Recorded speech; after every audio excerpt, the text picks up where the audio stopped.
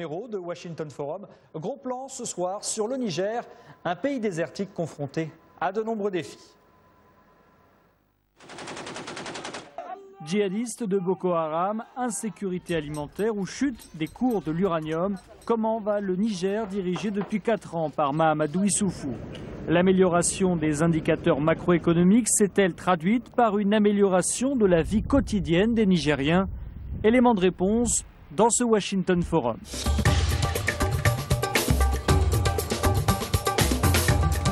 Washington Forum.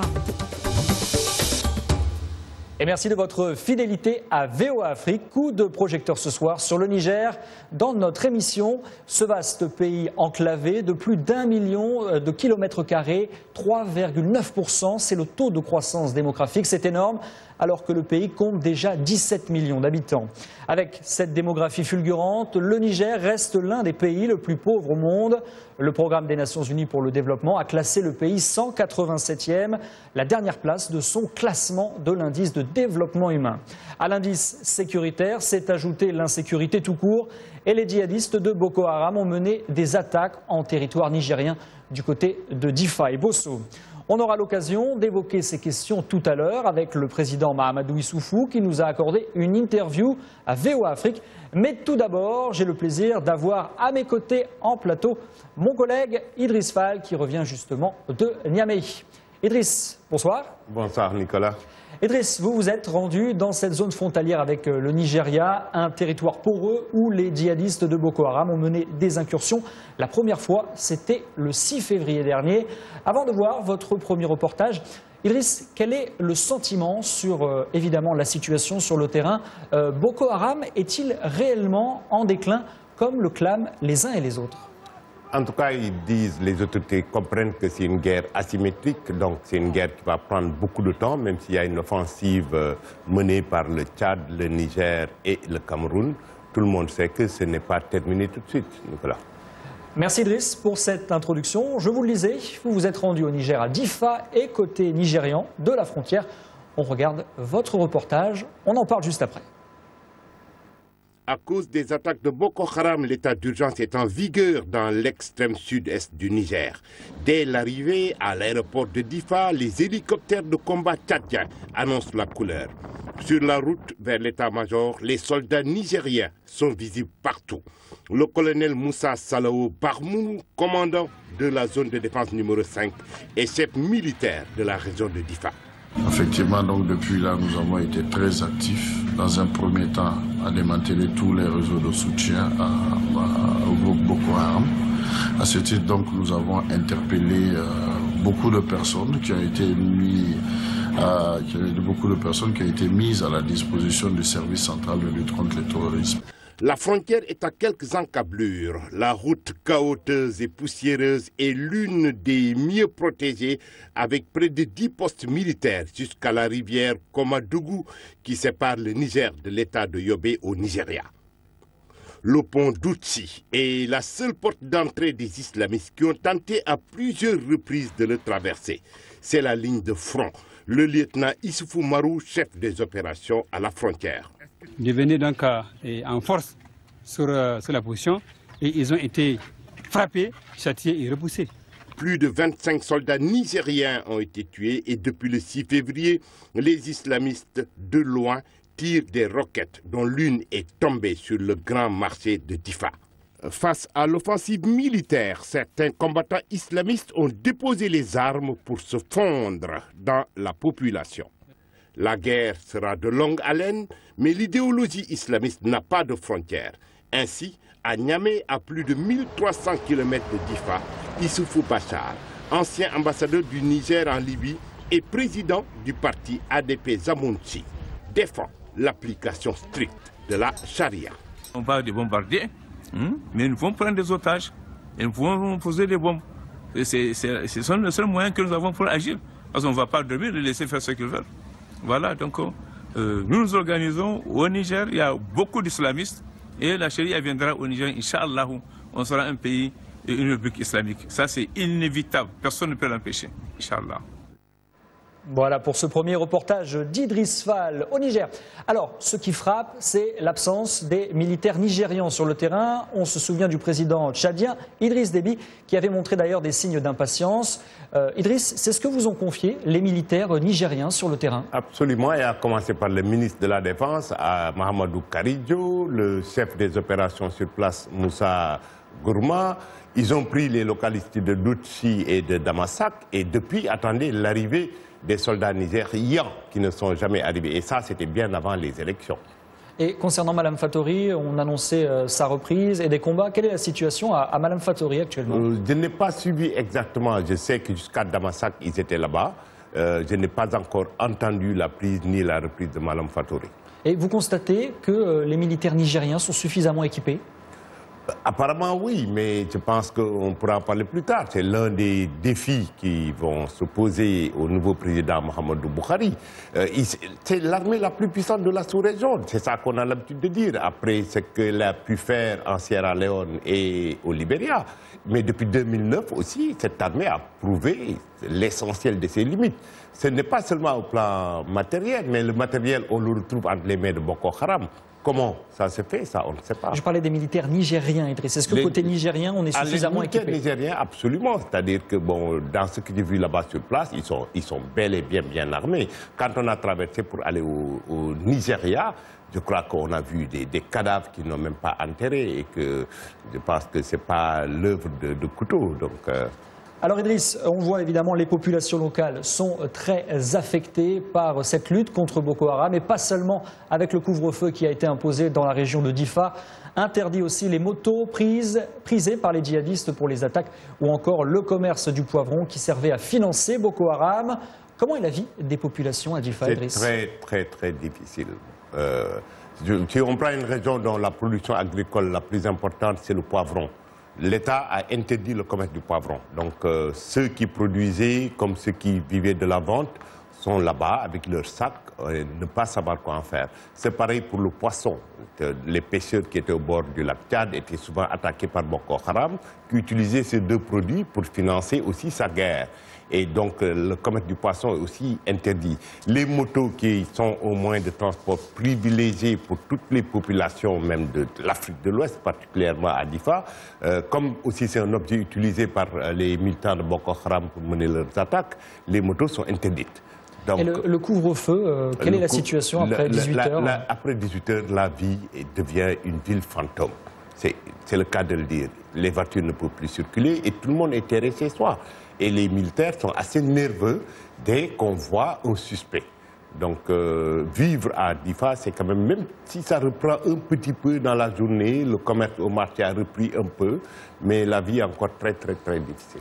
Alors Idriss Fall, vous l'évoquiez, l'élection de Mohamedou Buhari à la tête du Nigeria, c'est évidemment cette élection du 28 mars qui a été très suivie en Afrique. Idriss, est-ce que ce résultat et cette élection va changer la donne sur le terrain? Je pense que c'est déjà une bonne chose pour le Nigeria, qu'il y ait ce changement, d'autant que les Nigérians ont voté pour cela.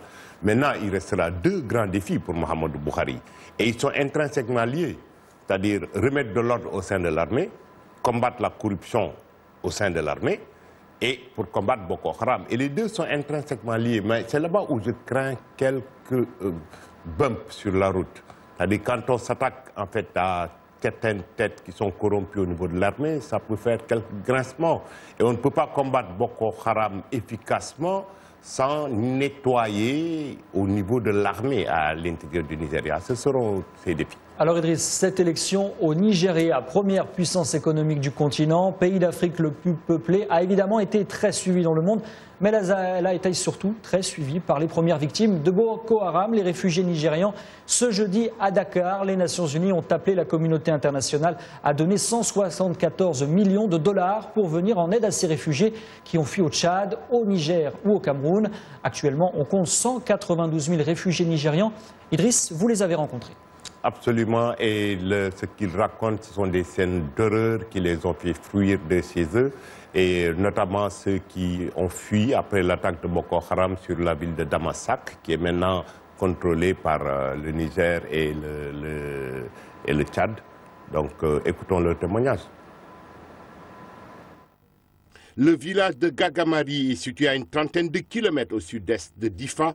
Des milliers de Nigérians qui ont fui les attaques de Boko Haram à Damasak vivent aujourd'hui dans ce camp de réfugiés tenu par le HCR.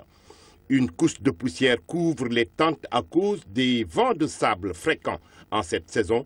L'eau est une denrée rare, tout comme la nourriture. Our clinic, no medicine.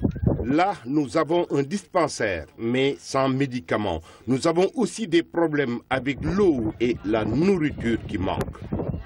Ils ont fui les tirs d'armes et les détonations de bombes. Pour de nombreux réfugiés, les membres de Boko Haram ne connaissent pas de marabout, pas de chef ou de paisibles citoyens. Ils tuent dans les mosquées, ils tuent dans les champs. Le seul salut, c'est de fuir. Une femme rescapée d'origine Kanori raconte sa tragédie. J'ai vu de mes propres yeux, il y a beaucoup qui ont été tués. Il y a des jeunes, des femmes, des plus grands. Ils ont tué. On est sortis avec nos enfants. Ceux qu'on a pu sauver, on les a emmenés avec. Et eux aussi, Boko Haram, ils ont des enfants qui sont restés avec eux. Il y a beaucoup d'enfants qui ont été otages de Boko Haram, qui sont dans les mains de Boko Haram. On a perdu comme 400, 500 comme ça. Mais pour survivre au milieu de nulle part, les réfugiés ont improvisé un marché en bordure de route à Gagamari. Le reportage d'Idriss Fall à la frontière entre le Niger et le Nigeria. Merci Idriss. Alors, est-ce que ces réfugiés ont espoir de rentrer rapidement chez eux? La réponse est partout. On me dit, si la sécurité revient, pour sûr, nous allons rentrer. Il y en a eu quelques-uns qui ont repris les voitures pour repartir voter. Mais ils sont revenus après, donc ils attendent que la sécurité soit rétablie. Même à Damasak, pour le moment, on attendait toujours l'arrivée de l'armée nigériane qui ne l'avait pas encore faite. Merci beaucoup Idriss Fall pour cet éclairage. Je rappelle que vous vous êtes rendu au Niger, précisément dans la région de Difa. C'est le moment de marquer une pause sur VOA Afrique dans ce Washington Forum. On se retrouve juste après pour l'interview de Mahamadou Issoufou, le président du Niger.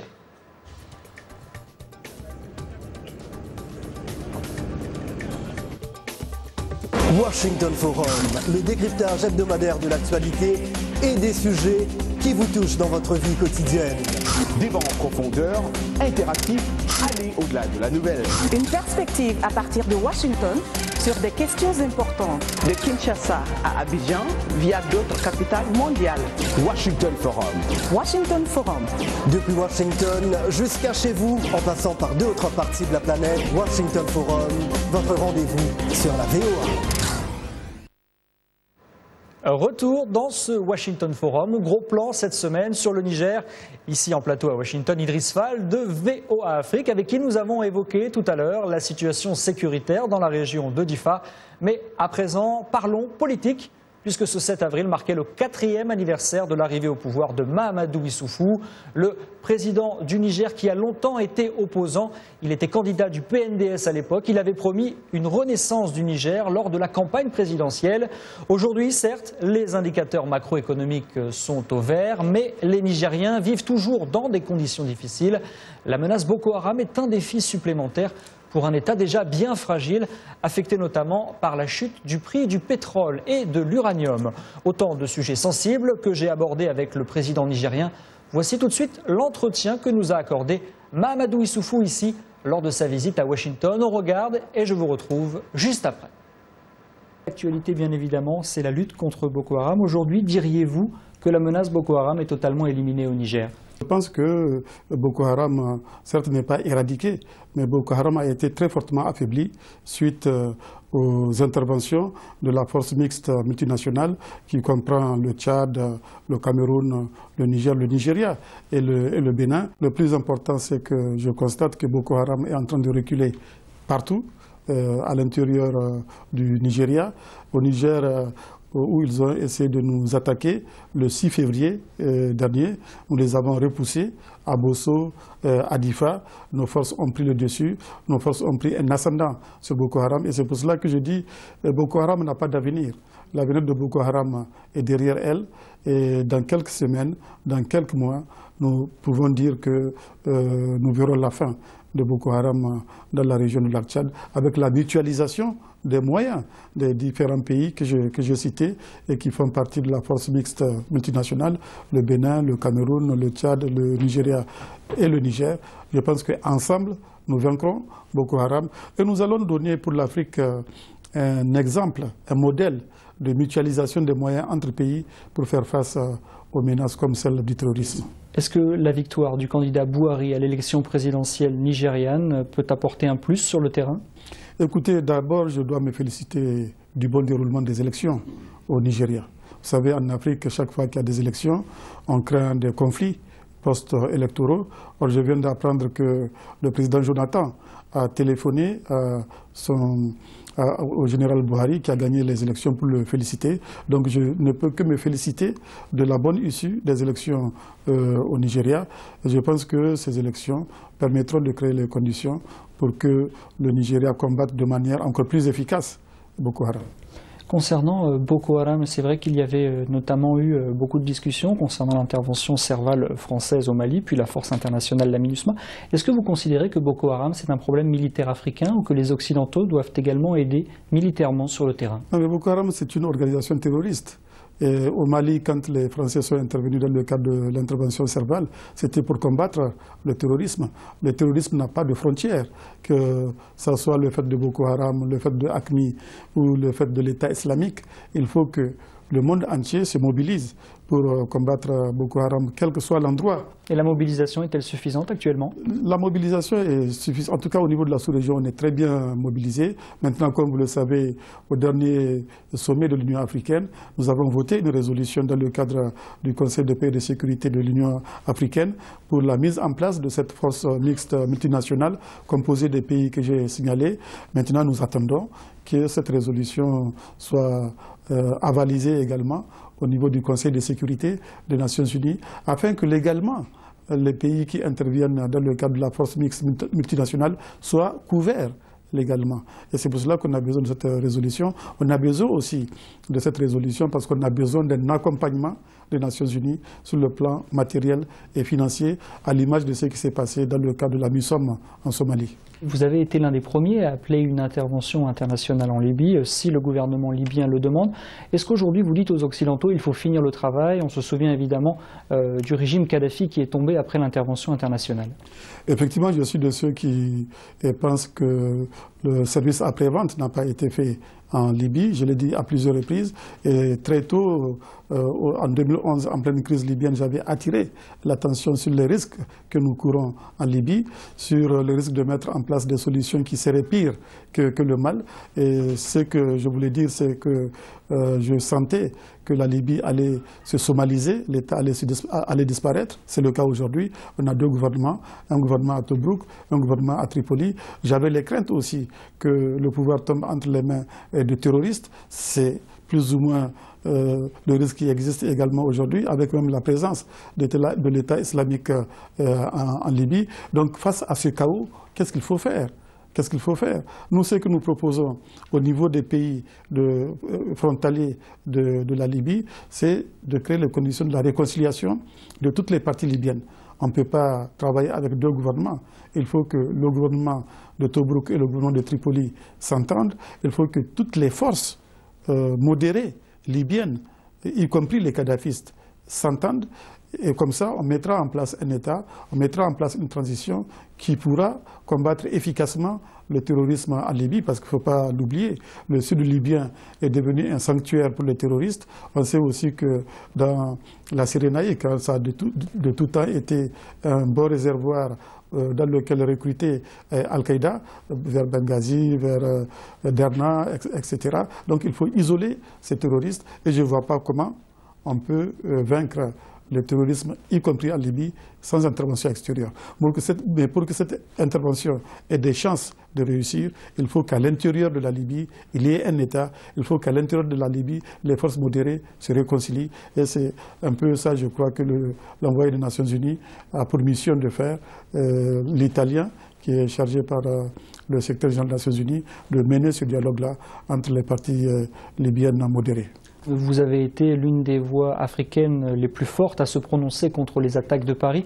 Vous aviez notamment déclaré « Nous sommes tous Charlie » et on se souvient des événements de janvier dans votre pays avec des violences, des morts et des églises brûlées. Est-ce que votre déclaration a été une erreur à l'époque selon vous? Non, ma déclaration est très claire. C'est que je suis un fervent musulman. Et je ne suis pas d'accord avec l'image que les terroristes donnent de ma religion. Je suis indigné par ce que les gens sont en train de faire au nom de ma religion, au nom de l'islam. L'islam ne signifie pas qu'il faut violer les femmes. Violer les femmes, c'est donner une mauvaise idée, une mauvaise image de ma religion. Tuer des gens innocents, c'est donner une mauvaise image de ma religion. Vous savez, l'islam dit tuer un seul homme, c'est tuer toute l'humanité. Égorger ses pères et mères, ce n'est pas de l'islam. Et c'est ça qui m'indigne, parce que ma religion est traînée dans la boue, ma religion est avilie par le terrorisme. Ma déclaration n'avait pas d'autre signification que de dire cela. Et sur les événements de Niamey, par exemple, ces églises brûlées, c'était des extrémistes, c'était un mécontentement plus important? Vous savez, dans tous les pays, il peut y avoir des réactions de ce type. Ces réactions ont eu lieu effectivement au Niger le 16 et 17 février.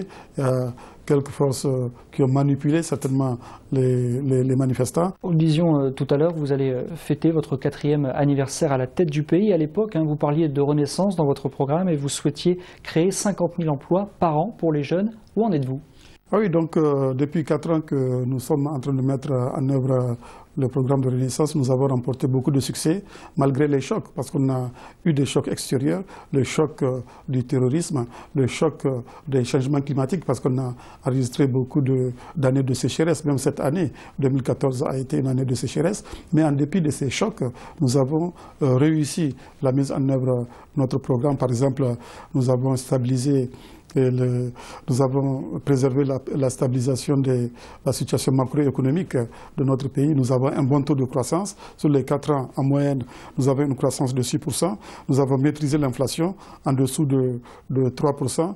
Nous avons maîtrisé le ratio de notre dette par rapport au PIB. Nous avons fait beaucoup d'investissements, en particulier des investissements structurants dans les routes, dans les rails, le chemin de fer, dans le cadre de la boucle ferroviaire Cotonou, le Bénin, oui. Au Bénin, Niamey, Ouaga, Abidjan, et puis Lomé. Nous sommes très avancés dans la mise en place du barrage de Kandaji. Nous avons une centrale thermique au charbon de 600 MW que nous allons construire. Donc sur le plan des infrastructures, c'est une grande réussite la mise en œuvre du programme de Renaissance. J'allais oublier d'ailleurs la fibre optique qui permet de réduire la fracture numérique au Niger. Ensuite, mais pour l'emploi des jeunes. J'arrive. Oui. L'autre réussite également, c'est l'initiative 3N. Les Nigériens nourrissent. Oui. Nigériens, j'ai promis que sécheresse ne serait plus synonyme de famine au Niger. J'ai tenu ma promesse. Depuis 4 ans, nous avons connu 3 années de sécheresse et il n'y a pas eu de famine. Donc cette initiative, cette révolution verte est une grande réussite. Les promesses que j'ai faites dans le domaine de l'éducation, dans le domaine de la santé, dans le domaine de l'accès à l'eau et à l'assainissement pour les populations, ces promesses ont été tenues. Et la mise en œuvre de tous les programmes dans ces secteurs-là a pu créer des emplois. C'est pour répondre à votre question. Mais les 50 000 ont-ils été atteints? Nous avons créé plus de 400 000 emplois en 4 ans. Or, l'objectif du programme, c'était de créer 250 000 emplois sur 5 ans. Vous voyez bien que là, nous avons largement dépassé les objectifs du programme. Un des points noirs concernant l'emploi concerne évidemment l'uranium, le site d'Imouraren qui est fermé par le géant français Areva. Les employés sur place, très peu resteront embauchés par le géant français. Prévoyez-vous des mesures d'accompagnement pour ces employés? Oui, il y a des mesures d'accompagnement qui sont prévues. Il y a des indemnités assez confortables qui sont données à ceux qui vont devoir partir, parce que c'est une décision douloureuse que nous avons été appelés à prendre. Compte tenu de la situation de dépression que connaît le marché de l'uranium, nous ne pouvions pas mettre sur un marché déprimé, une nouvelle production de 5 000 tonnes d'uranium. Ça allait entraîner encore un autre effondrement des prix, et le faire, ça serait tout simplement brader les ressources d'uranium du Niger. Et c'est pour cela que nous avons décidé, avec Areva, de reporter la mise en exploitation d'Imouraren que nous estimons autour de Vous dites toujours 2020 2019, 2020, tout dépend bien sûr du rythme auquel la reprise du marché de l'uranium va se faire, mais c'est un peu cette échéance qu'on a prévue. Mais surtout ce qu'il faut souligner, c'est que nous avons négocié dur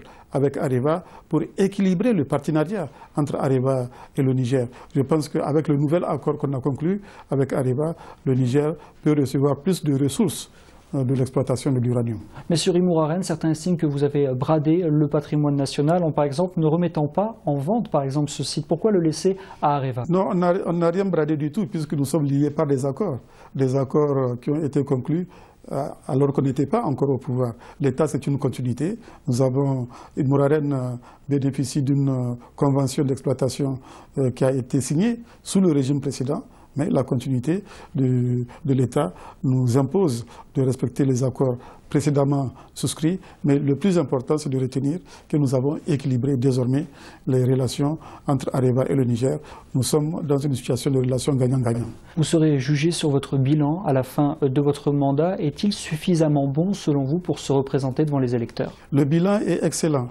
Le bilan est excellent. Et quand on voit un peu le bilan de notre gouvernement de manière absolue, on ne se rend pas compte.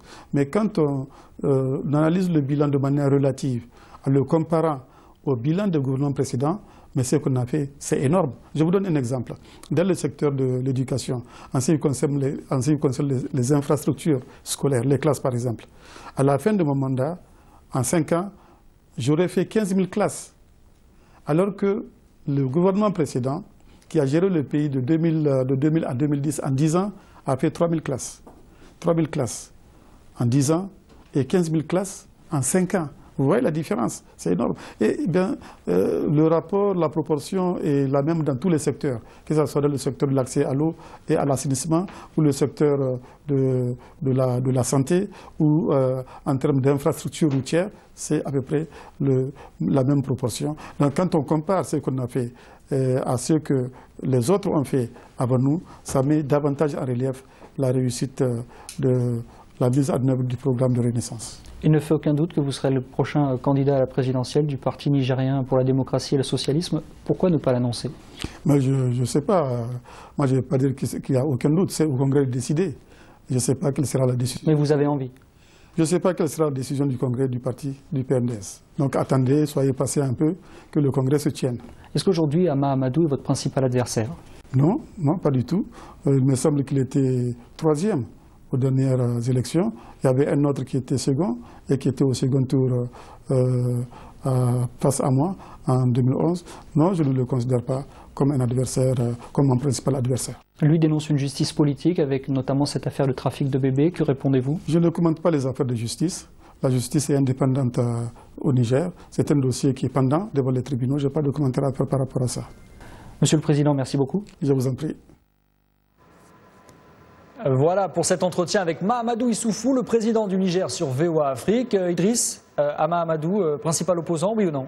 Bon, ils sont nombreux. Il y a Hama Amadou qui a des problèmes d'ADN à régler avec la justice. Il y a Seni Oumarou, il y a Mahaman Ousmane et même notre ami, peut-être, Maître Siley Oumarou. Donc il y a de nombreux candidats qui veulent en fait postuler pour faire face à Mahamadou Issoufou.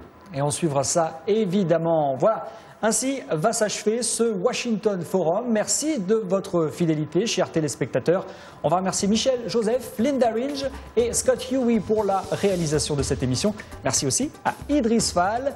Retrouvez-nous évidemment sur notre site voaafrique.com et nous continuons la discussion sur Facebook. Je vous dis à très bientôt sur VOA Afrique.